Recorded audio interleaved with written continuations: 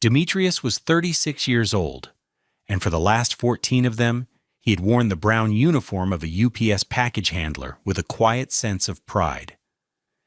His salary was $58,000 a year, a solid, dependable number earned through sweat and the kind of physical exhaustion that left your bones humming at the end of a 10-hour shift. It was a good life, an honest one, built in the sprawling, working-class landscape of Indianapolis. He felt a deep satisfaction in the simple, tangible reality of his job. A box needed to get from here to there, and he made sure it did. The world ran on logistics, and he was a vital part of that machine. At 7:12 p.m. on a rainy Friday in October, that entire world began to fracture. He was sitting in his 2012 Toyota Camry, a car with 187,000 miles on the odometer that he'd paid off 6 years ago. The engine was off, the rhythmic drumming of rain on the roof, the only sound in the vast, near-empty employee parking lot of the Eastside UPS hub. He was tired, but it was a good tired. He'd scrolled through his phone, and a text from his buddy Mark popped up. "Yo, you gotta listen to this podcast, Self-Made Sisters. My girl is obsessed, episode 42. Trust me." Demetrius shrugged. He had a 20-minute drive home to the Meridian Kessler condo he shared with his wife Octavia. A little noise to fill the silence wouldn't hurt. He found the podcast, hit play on episode 42, Building Your Empire on a Resident's Salary, and leaned his head back against the worn fabric of the headrest. The host's energetic voice filled the car's small speakers. And our guest today is a woman who is absolutely crushing it. She's a surgical resident at the prestigious Indiana University School of Medicine, and she is a financial powerhouse. Please welcome the incredible Octavia Moreau. Demetrius sat bolt upright. Octavia, his Octavia. She'd mentioned being interviewed for something, but had been vague, dismissive. He turned the volume up, a strange knot tightening in his stomach. "Octavia, it is an honor to have you," the host gushed. "Your story is so inspiring. You're on a resident's salary, which we know is notoriously low for the hours you work, yet you've managed to save. Can you tell our listeners the number?" He heard Octavia's laugh, a sound he knew as well as his own heartbeat. It was her public laugh, the one she used with colleagues and strangers, a polished, confident sound. "Well, it's been a journey of discipline," she said smoothly. "But I'm proud to say I've just crossed the $240,000 mark in my personal savings." The rain on the roof seemed to get louder. $240,000. The number hung in the air, thick and suffocating.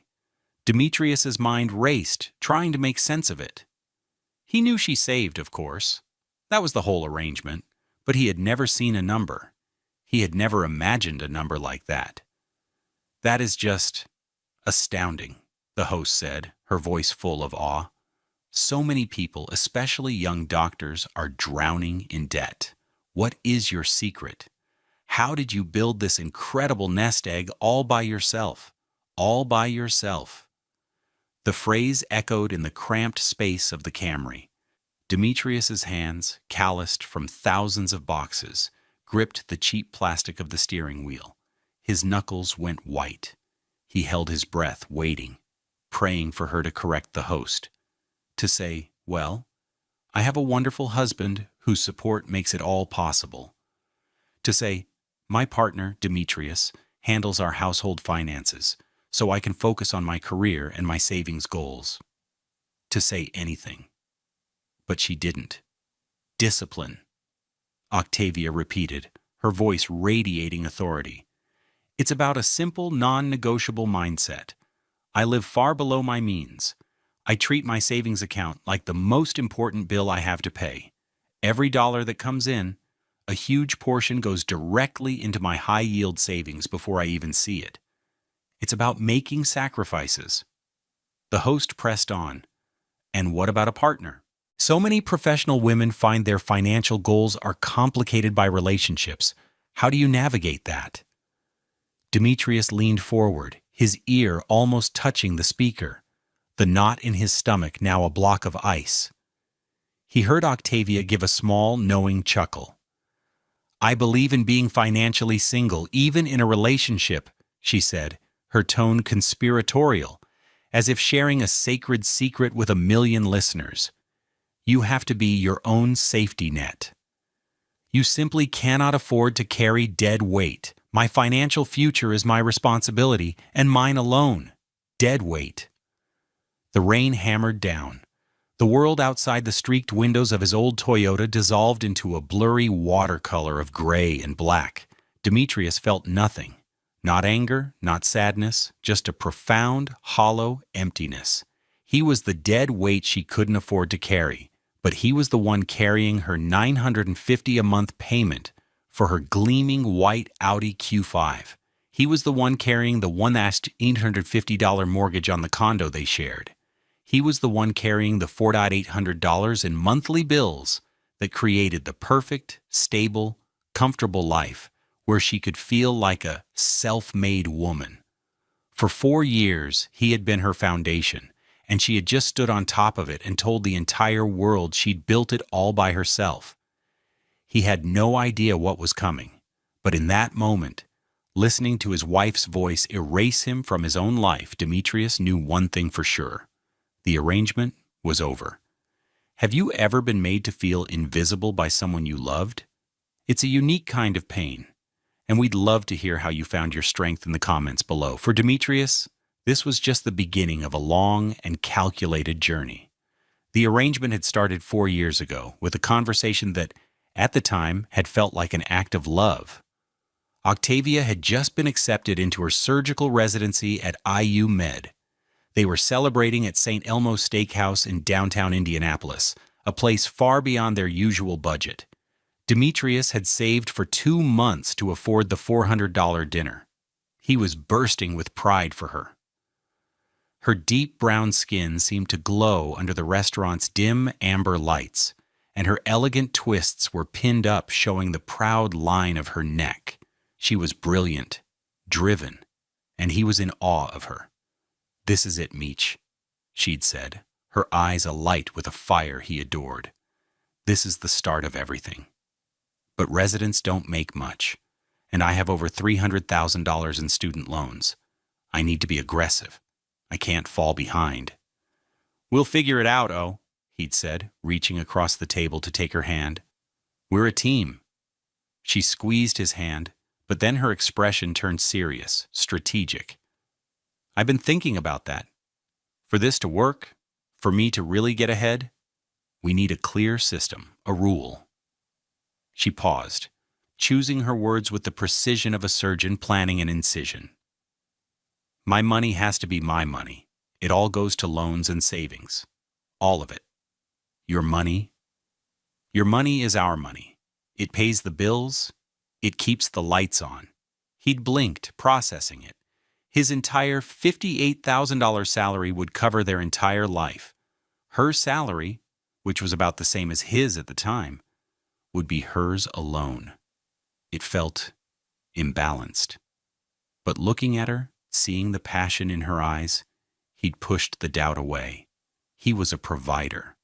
That was his role. This was his way of supporting her dream, of investing in their future. He was a black man, and the pride of being able to provide a stable home for his brilliant wife was a powerful motivator.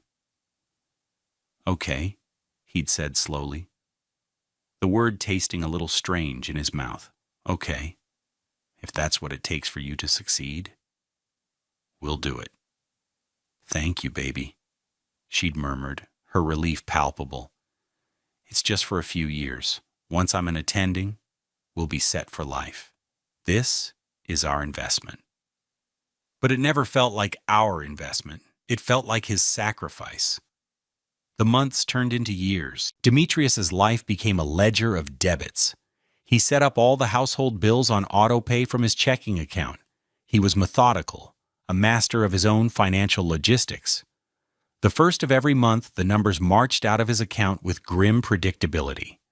The mortgage on the Meridian Kessler condo, a property he'd bought with a small inheritance from his grandmother 2 years before he even met Octavia, was $1,850. The condo association fee was another $300. Utilities, including electricity from AES Indiana and gas from Citizens Energy, averaged $450. The AT&T internet she needed for her research was $110. Groceries from Whole Foods, a non-negotiable for Octavia, who insisted on organic everything, were never less than $800 a month. Their car insurance, inflated by her luxury vehicle, was $350. And then there was the car itself. 2 years into her residency, she'd declared her old Honda Accord unreliable and unprofessional. She'd picked out a brand new white Audi Q5, a $65,000 vehicle. The monthly payment, which she'd looked at him expectantly to handle, was $950. The grand total came to $4,810 every single month. It was more than his take-home pay. He had to work overtime shifts, picking up extra weekend routes, just to stay afloat and have a few $100s left for gas, for his Camry, and his own personal needs. His work boots were $150 Red Wings he had to replace once a year. His watch was an $89 Timex. He hadn't bought a new piece of clothing for himself in 3 years. Meanwhile, Octavia's life was an exercise in curated luxury, all paid for from her money. She'd come home with a $2,400 Burberry trench coat, hanging it carefully in the closet. An investment piece, she'd call it. She'd buy $2,200 Christian Louboutin pumps for hospital galas. You have to look the part to be taken seriously, she'd explain. A Peloton bike, costing $2,200 plus a $44 monthly subscription, appeared in their spare bedroom. He'd once gently suggested that since he was covering 100% of their existence, perhaps she could pick up the internet bill. Her reaction was swift and cold. "Are you saying you don't support me, Demetrius? Do you know how much pressure I'm under? This is the arrangement we agreed to. Don't bring a scarcity mindset into this. I'm building an empire for us." He had backed down, ashamed. She had a way of making him feel small, as if his practical concerns were a sign of his own lack of vision. He was the man with the brown uniform and the paid-off Toyota. She was the woman in the white coat and the new Audi. They lived in 2 different worlds, under the same roof. He had convinced himself this was a temporary sacrifice, a down payment on a future where they would finally be a real team. He had no idea she was already telling the world she was a team of one. He had made a critical mistake, believing her definition of us was the same as his. The Saturday after the podcast was a study in surreal tension.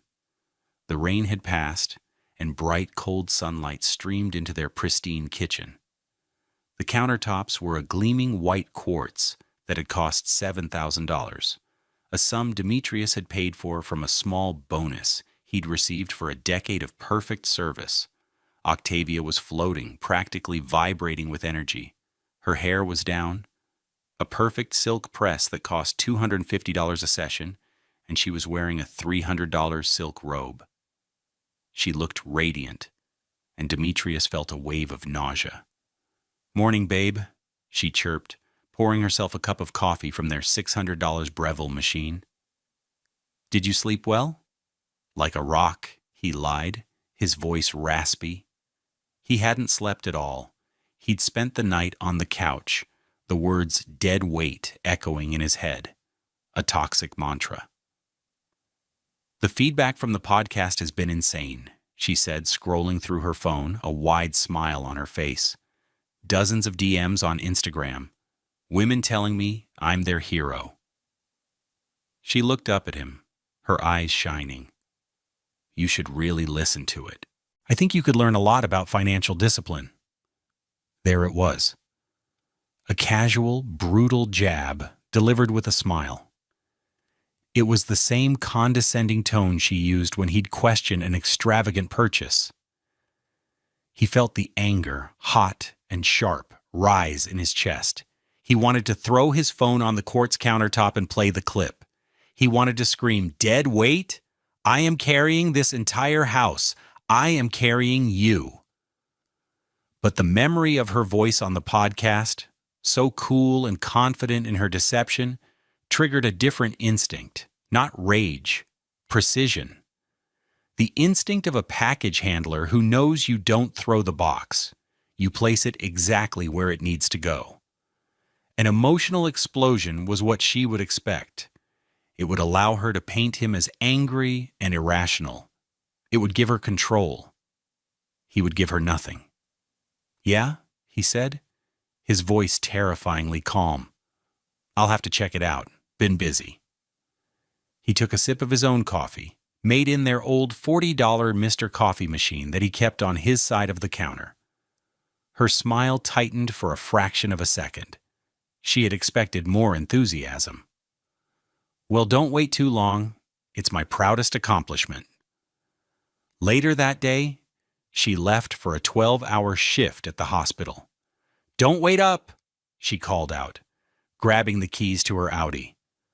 The moment the door clicked shut, Demetrius moved.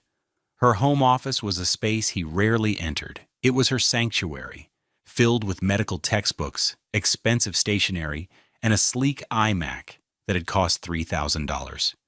He felt a tremor in his hands as he walked in, feeling like a trespasser in his own home.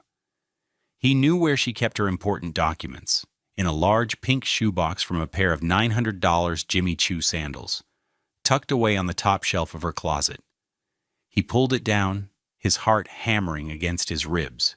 Inside, beneath old receipts for designer clothes, were neat stacks of paper-clipped bank statements from a high-yield savings account he didn't even know existed. He sat down at her expensive desk and began to read. The numbers swam before his eyes. Month after month for 48 months, her entire residence paycheck was deposited. The only withdrawals were large, infrequent transfers to her personal checking account, which she used for her luxury spending. He saw the debits for the Burberry coat, the Louboutin shoes, the spa days. There was not a single payment to AES Indiana, not one to the mortgage company, not one to Audi Financial Services. It was all there, in black and white. The total balance at the bottom of the most recent statement read $241,182.34. He felt the air leave his lungs. It wasn't just that she'd saved the money. It was the calculated, systematic deception, the sheer scale of it. He had been working overtime, his body aching, his savings account hovering at a meager $3,000, while she was quietly amassing a fortune built on his labor. He took out his phone and, with hands that were now perfectly steady, he photographed every single page. Each statement, each deposit, each withdrawal. He documented the entire 4-year history of her secret wealth. As he was putting the box back, he heard her phone, which she'd left on her desk, buzz with a notification. It was a group chat. The name at the top read Self-Made Sisters. He knew he shouldn't look. It was a violation of privacy. But he was long past the point of honoring an arrangement she had so thoroughly desecrated. He picked up the phone. The screen lit up. It was a message from the podcast host. Host: "Oh, you were a star. The downloads are through the roof." Friend 1: "You killed it, girl." The financially single line was iconic. Octavia, from earlier that day. "Thanks, ladies. It felt so good to finally speak my truth. Now, if only I could get the dead weight at home to listen to it. LMAO. The letters LMAO burned into his retina. She was laughing about it with her friends. Laughing at him? He wasn't a partner. He was a punchline. A joke. The means to an end. He put the phone down, his movements slow and deliberate. The hot anger was gone, replaced by something much colder, much heavier, and infinitely more dangerous. Certainty. He walked out of her office, closing the door softly behind him. He now had the what and the why. He had the evidence. What he needed next was a plan. She had made a critical mistake. She thought he was simple. She had no idea that the same mind that could memorize hundreds of streets and thousands of addresses, that could mentally map an entire delivery route with near-perfect efficiency, was now focused entirely and precisely on her. The rain had returned on Friday, a week after the discovery. It fell in a steady gray sheet against the windows of his Camry as Demetrius sat in the UPS parking lot at 7:12 p.m., exactly as he had 7 days prior. But this time he wasn't listening to the podcast. He was rereading the transcript he had painstakingly typed out. He had listened to the 40-minute episode a dozen times until he had memorized every inflection in Octavia's voice, every condescending laugh, every carefully crafted lie. The host's voice, chirpy and oblivious. So you're really a testament to the fact that you don't need a man. You don't need a high-earning partner to build wealth. You've done this completely on your own. Octavia's voice, dripping with false modesty. Absolutely. It's about personal accountability. I see so many people my age making excuses, blaming their circumstances or their partners for their financial stagnation. I decided early on that my financial destiny was in my own hands. I budget meticulously. I make sacrifices every day. I don't eat out. I don't take lavish vacations. Every dollar has a job. Demetrius stared at the words on his phone screen. I don't eat out. He thought of the $400 dinner at St. Elmo's he had paid for. He thought of the weekly takeout from upscale restaurants she'd order, handing him the bill with a casual, "Can you get this?" I don't take lavish vacations. He thought of the trip to Miami 2 years ago, where he'd paid for the $1,500 flights and the $2,000 hotel, while she'd used her money to buy a $1,000 designer swimsuit. The lies were so audacious, so complete, but it was the final exchange that had become the engine of his cold fury. Host, I have to ask, because our listeners are dying to know. You're a beautiful, successful woman. Is there a man in your life? And if so, how does he fit into this fiercely independent financial picture? Octavia, a practiced, light-hearted laugh. I believe in being financially single, even in a relationship. You have to be your own safety net. My mother, a strong black woman, always told me to have my own account, my own money, my own power. You simply cannot afford to carry dead weight. My financial future is my responsibility, and mine alone. It's the only way to guarantee your security. Dead weight. The words had lost their emotional sting over the past week through sheer repetition. They were no longer an insult. They were a classification, a designation, a routing code for a package that was about to be returned to sender. He had spent the weekend after his own discovery in a state of suspended animation. He moved through their condo like a ghost. He answered her questions in monosyllables. He watched her preen and glow about her newfound podcast fame and felt nothing but the quiet hum of a machine spooling up. He saw the way she looked at him, her eyes holding a new layer of pity. She thought his silence was sadness or simplicity. She interpreted his calm as acquiescence. She had no idea it was the calm of a storm-gathering force far out at sea. On Sunday night, she had come into the living room where he was watching a basketball game. She was holding her iPad. "Okay, I've mapped out my next 5 years," she announced, sitting beside him. He didn't turn from the screen. "First, pay off the last of my student loans. That'll take 8 months. Then I'll have enough for a down payment on my first investment property. A duplex in Broad Ripple, probably. The numbers are solid. I should be able to clear $1,000 a month after expenses." She looked at him, waiting for his praise. For his usual, "That's great-o. You're so smart." He just nodded. "Sounds like a plan." "Is that all?" she asked, a hint of irritation in her voice. "Don't you have anything to say?" He finally turned to look at her. He looked at her radiant, confident face, the face of a woman who believed she had thought of everything. "No," he said, his voice flat. "It's your money. It's your plan." He saw a flicker of confusion in her eyes before she masked it with a dismissive scoff. "Fine. Be that way," she said, getting up and walking back to her office. "I don't need your approval." He turned back to the game. "No," he thought, "you don't. You need my money. But you're about to learn the difference." The discovery was complete. The evidence was gathered. The emotional shock had crystallized into a single, unshakable purpose. The phase of listening was over. The phase of planning had begun. On Monday morning at 9 a.m., Demetrius walked into the downtown offices of James & Associates Legal Group. He had taken a personal day, telling his supervisor he had a family matter to attend to. In a way, it was true. He was attending to the death of his family. The office was on the 25th floor of a glass tower, a world away from the concrete floors of the UPS hub. He felt out of place in his best polo shirt and clean jeans, but he walked with a straight back. Alana James was a sharp, impeccably dressed black woman in her late 40s. Her office overlooked Monument Circle.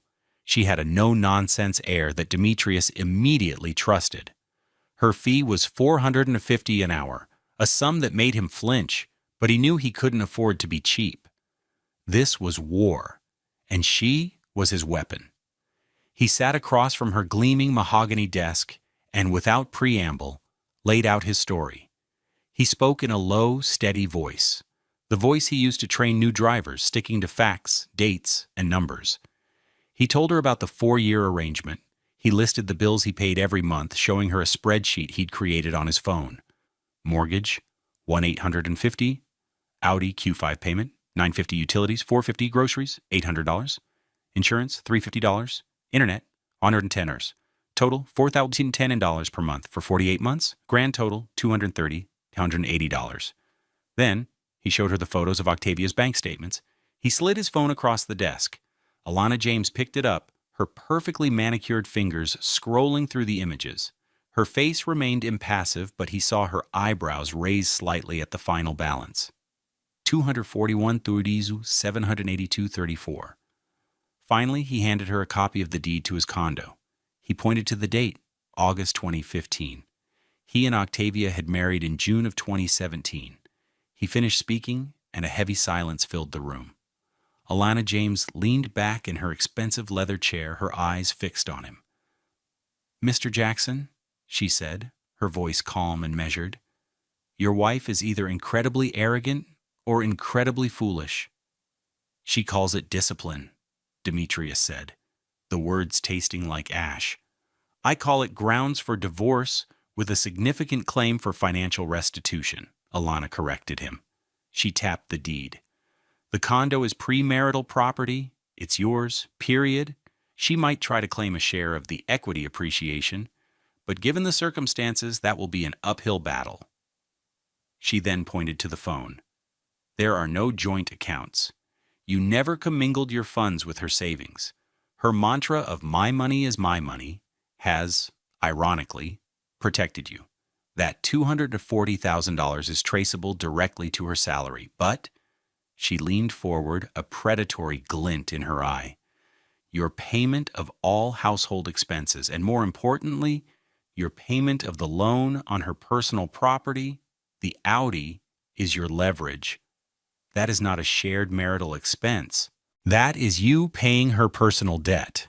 We can and will claw that back."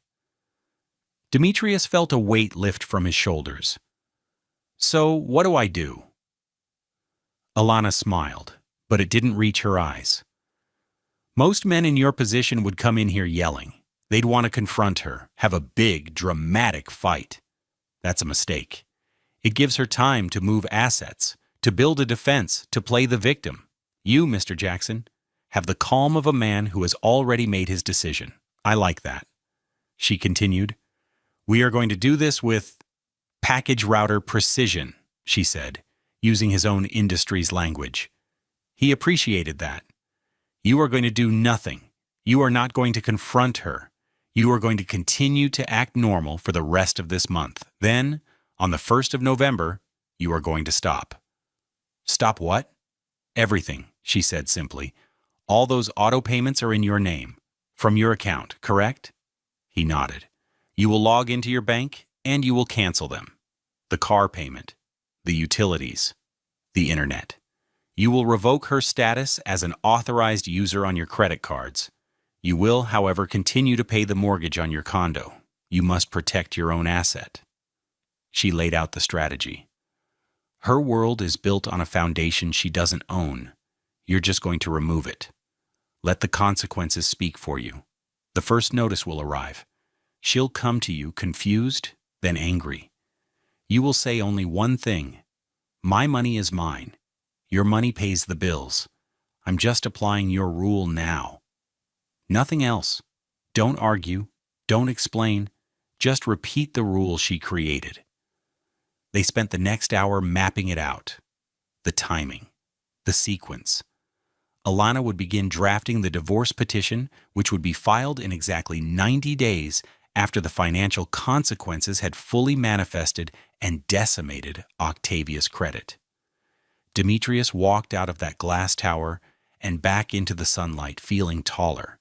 He had a plan, a precise, legal, and devastatingly simple plan. He was going to take the rule she had used to diminish him and turn it into a mirror. And she was not going to like the reflection. The last 2 weeks of October were the longest of Demetrius's life. He moved through his days in a state of cold, controlled fury. He was an actor playing the part of the dutiful, simple husband. Every interaction with Octavia was a scene. Every lie he told a bitter pill he swallowed for the sake of the larger strategy. One evening, they were in the kitchen. Demetrius was packing his lunch for the next day, a turkey sandwich on whole wheat bread and an apple. Octavia was scrolling through Zillow on her iPad, her brow furrowed in concentration. The prices in Broad Ripple are insane, she muttered, more to herself than to him. But the rental income potential is huge.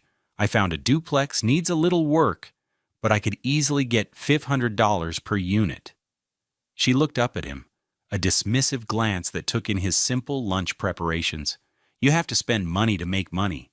It's a concept some people just don't get. The outrage flared in his chest, a familiar hot spark. He thought about the $4,810 that would leave his account in a few days. Money he was spending so she could make money. He thought about the overtime shifts that made his back ache. He just nodded, closing the lid on his Tupperware container. You're right, honey, he said, his voice a perfect imitation of his old, agreeable self. You're the expert. The lie was flawless. He was gathering evidence of her condescension, storing each remark away like a piece of kindling. A few days later, the check engine light came on in her Audi. She let out an exasperated sigh. Ugh, this thing. Can you handle this, Meech? Take it to the dealer tomorrow? I have back-to-back surgeries. She didn't ask, she instructed. He took it to the dealership the next morning, using another one of his precious personal days. The service advisor came back with a grim look. It's the catalytic converter, and it needs a full fluid flush. It's going to be about $2,800? Demetrius didn't even blink. He thought about his remaining $3,000 in savings. He thought about Alana James's advice to document everything. Okay, he said. Do it. He paid for it with his visa, the one he was about to remove her from. He got a detailed, itemized receipt and took a photo of it before he even left the parking lot. When he got home, he handed her the keys. All fixed, he said. Great. How much was it? She asked, already distracted by an email on her phone. Don't worry about it. I took care of it, he said. You're the best, she said. The words automatic, meaningless. She had no idea he had just paid the last bill he would ever pay for her. He was playing the part of the fool, but for the first time he felt like the one in control. Each lie was a strategic move, a step closer to the end game. The last week of the month was the worst. The 1st of November loomed, a date that had become a symbol of his liberation. Octavia seemed oblivious, wrapped up in her own world of medical journals and real estate listings. On the evening of the 31st, she was on the phone with one of her self-made sisters, laughing. "Yes, I'm closing in on the final loan payments," she said, her voice full of pride. "Then I'm a free woman. I'm telling you, Tamika, the key is having zero financial baggage. You have to be ruthless." Demetrius, standing in the hallway, overheard her. He closed his eyes. Ruthless. She had no idea what the word truly meant, but she was about to find out. Later that night, as they were getting ready for bed, she turned to him. "Hey, everything is good with the auto pays for tomorrow, right? All the bills are set?" It was a casual question, one she asked every month. He looked at her, his face a perfect mask of normalcy. He thought of the plan. He thought of the stack of evidence in a locked file on his laptop. He thought of the word ruthless. "Yep," he said, his voice even. "Always are." She smiled, satisfied, and turned off her bedside lamp, a $400 designer piece he had paid for. He lay in the dark, his heart beating a steady, rhythmic drum. It wasn't the frantic beat of anxiety anymore. It was the calm, powerful beat of a countdown. The facade was about to crumble, and he was the one holding the detonator. He had played the part of the fool long enough. Tomorrow, the show was over. The 1st of November arrived on a Tuesday. It was a cold, clear night. Octavia had fallen into a deep sleep around 9 p.m., exhausted after a grueling 36-hour shift at the hospital. The quiet hum of the refrigerator was the only sound in their dark condo. Demetrius sat at the white quartz kitchen island, the one his bonus had paid for, his laptop open. The cool blue light of the screen cast sharp shadows across his focused, determined face. For him, this was not an act of anger. It was a logistical correction, an audit. He logged into his bank account, the one from which the entire architecture of their life was funded. He navigated to the Bill Pay section. A long list of scheduled payments appeared on the screen, a digital monument to his 4 years of servitude. He took a deep breath, his finger hovering over the mouse. Then he began. The first click was the most satisfying. Audi Financial Services, $950 recurring monthly payment. A confirmation box appeared. "Are you sure you want to cancel this payment?" He clicked yes. A small green check mark confirmed the cancellation. One down. He moved down the list with the methodical rhythm of a man sorting packages on a conveyor belt. Each click was precise. Final. AES Indiana, Electric, $220, canceled. Citizens Energy, Gas and Water, $230, canceled. AT&T Uverse, Internet, $110, canceled. Meridian Kessler Condo Association, $300, canceled. He paused at the mortgage. PNC Mortgage, $1,850. Alana James's voice echoed in his mind. Protect your own asset. He didn't cancel this one. Instead, he made a one-time manual payment for the month, ensuring the bill was paid but the automatic link was severed. Next, he logged into his Visa account. He went to the Authorized Users tab. Her name was there, listed below his. Octavia Moreau Jackson. He clicked the small Remove button next to her name. Another confirmation box. Removing this user will deactivate their card immediately. He clicked Confirm. In the space of 10 minutes, with a series of quiet, deliberate clicks, Demetrius had dismantled the financial scaffolding that held up Octavia's world. He had not yelled, he had not confronted. He had simply stopped. He closed the laptop. The kitchen was plunged back into darkness.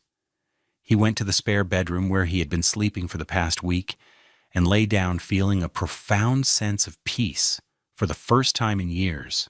The strike was complete. Now all he had to do was wait for the fallout. It didn't take long.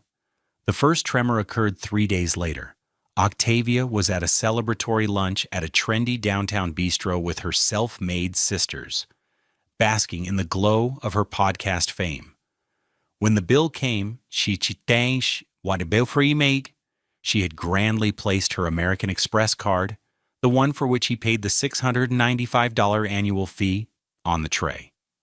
The waiter returned a few minutes later, his face apologetic. "I'm so sorry, ma'am," he murmured, keeping his voice low. The card was declined. Octavia's face, which had been animated and laughing, froze. She snatched the card back. "That's impossible. Run it again." He did. It was declined again. A hot, mortifying blush crept up her neck. Her friends were watching, their expressions a mixture of pity and curiosity. She fumbled in her $3,500 Chanel handbag for another card, the Visa he had just deactivated. Declined. She ended up having one of her friends pay the $200 bill, a deep and bitter humiliation. She called Demetrius the second she got into her Audi, her voice a furious hiss. "Demetrius, what the hell is wrong with the credit cards? I was just embarrassed in front of my entire circle. Fix it. Now." Demetrius was on his lunch break, sitting in the noisy break room at the UPS hub. He kept his voice level. "That's weird. I don't know what to tell you, Octavia. Maybe you should call the bank." "What do you mean, call the bank?" she shrieked, her voice rising. "They're your cards. Did you miss a payment?" "No, all my payments are current," he said truthfully. He paused, then delivered the first calibrated blow. "I removed you as an authorized user. I figured since your money is your money, you'd want to use your own credit cards from now on." There was a stunned silence on the other end of the line. "You... what?" "Just applying the rule," he said calmly, and hung up before she could respond. The first official notice arrived a week later. It was a bright orange envelope from AES Indiana, the electric company. She ripped it open, her movements jerky and angry. The words "past due" and "final notice" were printed in bold red letters. She stormed into the living room, where Demetrius was reading a book. "Did you forget to pay the electric bill?" she demanded, waving the paper in his face. Her voice was sharp with disbelief and accusation. He looked up from his book, his expression unreadable. He didn't raise his voice. He didn't show any emotion at all. He simply looked at her and delivered the line Alana James had prepared for him, the line that would become his mantra. "No, I didn't forget," he said. "I paid my half." Her jaw dropped. Your half? What are you talking about? There's no half. You pay the bills. That's the arrangement." Demetrius slowly closed his book, marking his page. He stood up, so he was looking down at her. "The arrangement has changed," he said, his voice still quiet, but with an edge of steel she had never heard before. "My money is mine now. Your money pays bills. I'm just applying your rule. You're the financial genius. You figure it out." He turned and walked out of the room, leaving her standing there, the orange notice trembling in her hand, her entire world tilting on its axis. She had made a critical mistake. She thought the rules only applied to him.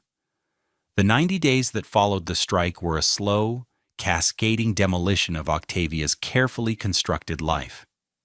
Demetrius watched, a silent observer in their shared home, as the consequences of his quiet clicks rippled through her reality. Month 1. The deluge of notices. The orange envelope from the electric company was just the first drop in what quickly became a flood. Within a week, similar notices arrived from the gas company, the internet provider, and the condo association. The pristine white marble table by their front door became a cluttered mess of angry red letters and warnings of service termination. Octavia was in a state of frantic disbelief. She tried to pay the bills herself, but immediately ran into a wall she had built herself. Her entire $240,000 fortune was locked away in a high-yield savings account that only allowed 6 withdrawals per month and took 3 to 5 business days to transfer funds. She had less than $1,000 in her personal checking account, money she had earmarked for a weekend shopping trip. Her first humiliation was the internet being shut off. She was in the middle of a video conference with a senior attending physician when her screen froze and went black. She was forced to make an embarrassing call to AT&T using her cell phone data and pay a reconnection fee using the last of her checking account funds. The biggest fight came over the car. A letter from Audi Financial Services arrived, stating she had missed her $950 payment and a late fee of $50 had been assessed. She confronted Demetrius again, her voice shaking with rage. "Are you really doing this? Over the car? You know I need my car for work, Demetrius." He was in the kitchen, calmly washing his dinner plate. He didn't even turn around. "It's your car, Octavia. Your name is on the title. Your name is on the loan. My money is mine. Your money pays bills. It's your rule." He heard her let out a strangled sob of frustration. She spent 2 hours on the phone with the savings bank, arranging an emergency transfer, her voice tight with fury as she navigated the automated menus. The payment was made, but the first negative mark had already been reported to the credit bureaus. Her pristine credit score, her gateway to the real estate empire she dreamed of, took its first hit, down 45 points. Month 2, the collapse of credit. By the second month, the late payments from the previous month had fully registered. Octavia's credit score, once near 800, had plummeted. When the second Audi payment came due, she was prepared. She had transferred money to her checking account. But she had forgotten about the condo association fee and a host of other small things. She missed the Audi payment again. This time, the call from Audi Financial was not a polite reminder. It was a stern warning. If the past due amount of $1,900 plus fees was not paid within 10 days, they would initiate repossession proceedings. Panic began to set in. She had always viewed her savings as a sacred, untouchable number, the symbol of her success. Now she was being forced to drain it just to keep her head above water. She made a massive transfer of $10,000, incurring penalties and, as she would later find out, significant tax implications. Her attempts to regain control were futile. She applied for a new credit card, a simple rewards card she could use for gas and groceries, hoping to compartmentalize her spending. The application was denied. The reason cited: recent delinquency and a significant drop in credit score. The irony was crushing. The self-made sister with $250,000 in the bank couldn't get approved for a basic credit card. Her world was shrinking. The calls from debt collectors started, polite at first, then increasingly persistent. They called her cell phone during her shifts at the hospital, a constant, humiliating reminder of her loss of control. Her credit score dropped another 60 points. She was now in the fair credit category, a classification she found deeply insulting. Month 3, the public humiliation. The final blow came on a Wednesday afternoon in late January. Octavia was walking out of the IU Health University Hospital after a long shift, surrounded by a group of fellow residents. They were laughing and talking, heading to the parking garage. As they approached her floor, she saw it. A tow truck, its yellow lights flashing, was hitched to the back of her gleaming white Audi Q5. A man in a greasy jumpsuit was finalizing the paperwork on a clipboard. Her colleagues fell silent. All eyes were on her car, on the tow truck. The public nature of the humiliation was absolute. Her face went from pale to crimson in a matter of seconds. "Excuse me," she called out, her voice high and shrill. "What are you doing? That's my car." The repossession agent looked up, his expression bored. "Are you Octavia Moreau Jackson?" "Yes, you can't do this." "Ma'am, you're 3 months behind on your payments. We've sent letters, we've made calls. The bank wants the asset back." He handed her a form. "You can collect your personal belongings from the impound lot. Have a nice day." And with that, he climbed into his truck and drove away. her $65,000 symbol of success trailing behind it like a trophy of her failure. She stood there, frozen, as her colleagues averted their eyes, murmuring awkward goodbyes and scurrying away, not wanting to be associated with her shame. That evening, Demetrius came home to find a uniformed process server waiting outside their condo. The server handed him a document, then turned and served an identical one to Octavia as she arrived in a taxi, her face stained with tears. They were divorce papers. The petition, drafted by Alana James, was a masterpiece of cold, factual accounting. It contained a multi-page addendum that listed, line by line, every bill Demetrius had paid for 4 years. It included photos of the bank statements proving her hidden wealth. It included the receipt for the $2,800 catalytic converter repair, and it petitioned the court for a full reimbursement of all non-marital expenses, including every penny of the $45,600 he had paid toward her repossessed Audi, plus half of all shared living costs, totaling a claim of over $115,000. Her phone, which he had left untouched on the counter, began to fill with frantic voicemails, a real-time record of her complete breakdown. The first was pure anger. "Demetrius, call me now. They took my car. From work. Do you know how that makes me look? You did this. You will fix this." The second was pleading. Okay, I get it. You're mad. I'm sorry. Please we can talk. I'll contribute. I promise. Just call the lawyer and stop this. Please, Meech." The third was a sobbing, broken confession. "You've ruined me. My credit is destroyed. I have nothing. It's all gone. Everything I worked for. You were right. I was wrong. I was so wrong. I took you for granted. I treated you like dead weight. Oh God, I'm so sorry. I'm so sorry." Demetrius listened to the last message, his face impassive. He felt no triumph, no joy. Just the quiet, somber finality of a job completed. He deleted the messages and blocked her number. The consequences had been delivered. The package was returned. 2 years passed. The Indianapolis skyline had changed, and so had Demetrius. The divorce had been brutal for Octavia. The judge, a pragmatic older woman, had looked at the mountain of evidence Alana James presented: the podcast transcript, the bank statements, the 4 years of bills paid solely by Demetrius, and had been merciless.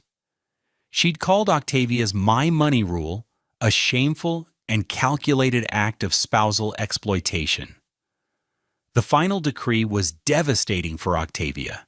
She was ordered to liquidate a significant portion of her savings to reimburse Demetrius. The court awarded him 100% of the money he'd paid on her Audi loan and 50% of the household bills for the entire 4-year period. The final check she had to write to him was for 115 owned 482 17s. Her dream of a real estate empire built on his back was cut in half before it ever began. Her credit was in shambles, and she was forced to sell her remaining designer bags and jewelry just to afford the deposit on a small, one-bedroom apartment in a less desirable part of town. She had her attending's salary now, but she was starting from a deep, deep hole. Demetrius, on the other hand, was building. He stood on a quiet street on the Near East Side, the afternoon sun warming his deep brown skin. He was no longer wearing his brown UPS uniform. Today, he wore a crisp, blue button-down shirt and dark jeans. In front of him stood a newly renovated triplex, its dark gray paint and new wooden porches, a beacon of renewal on a block of older homes. He had taken the $115,000 from the divorce settlement, combined it with the $4,800 a month he was now saving, and had followed Alana James's second piece of advice: don't get mad, get assets. He'd bought this distressed property for a bargain, and over the past year had poured his own sweat equity and the saved money into renovating it.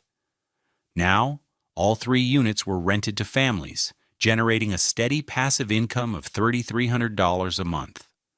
6 months later, he'd leveraged that property to buy another, a duplex in Fountain Square. His rental portfolio was now 6 units strong, bringing in a combined $200 a month, nearly matching his salary from UPS. He wasn't just building wealth, he was building community. He heard a voice call out to him, "Mr. D, it looks amazing." It was Jamal, a bright, ambitious 22-year-old black man who had started at the UPS hub 6 months ago. Demetrius had taken him under his wing, seeing a younger version of himself in the kid's eyes.